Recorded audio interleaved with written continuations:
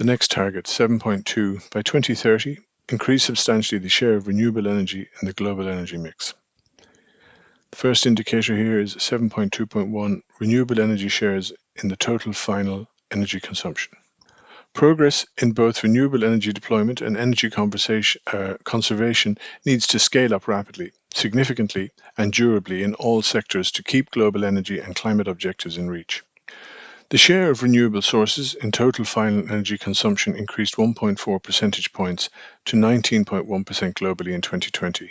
This progress resulted from a 2.6 year-on-year increase in renewable energy consumption, while the TFEC declined 4.7% as the COVID-19 pandemic disrupted social and economic activities worldwide. Since 2015, the share of renewables in the TFC, or the TFEC, which is the total final energy consumption, increased by just 2.4 percentage points, despite renewable energy consumption expanding by more than a quarter. This points to the importance of containing energy consumption through energy efficiency, material efficiency, and sufficiency to progress towards the Sustainable Development Goals Target 7.2. Traditional uses of biomass still represented more than a third of total renewable energy uses in 2020, with their share in TFEC slightly rebounding in 2020 after more than a decade of decline.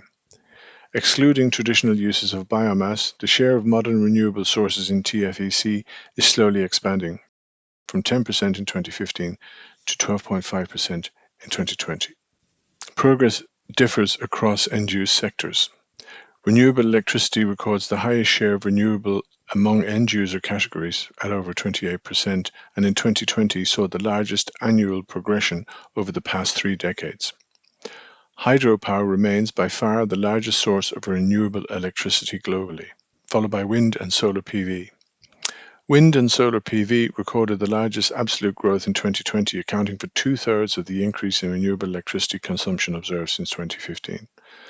I'm sure a lot of you can appreciate that the increase in solar PV has been very significant, particularly in Ireland. Now, it has always been very strong in Europe and Germany in particular, but in Ireland, I'm sure a lot of you have noticed that solar PV is now becoming very commonplace, and you can see it on lots of houses.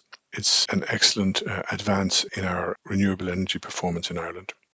Globally, transport energy consumption declined 14% in 2020. Biofuels for transport, which represent 90% of renewable energy for transport, were relatively less impacted, with an estimated 4% decline in consumption year on year, owing to greater penetration in transportation fuel mixes and relatively lower demand decline in large biofuel markets. Renewable electricity used in vehicles and trains continues to expand, albeit from a small basis, owing to new electric vehicle sales and a higher share of renewables in electricity used for transport. Overall, the share of renewable energy in transport rose from 4% in 2020, up from 3.6% in 2019. These figures are small, but they are quite meaningful if the progress keeps going. It will hopefully yield the result that we need.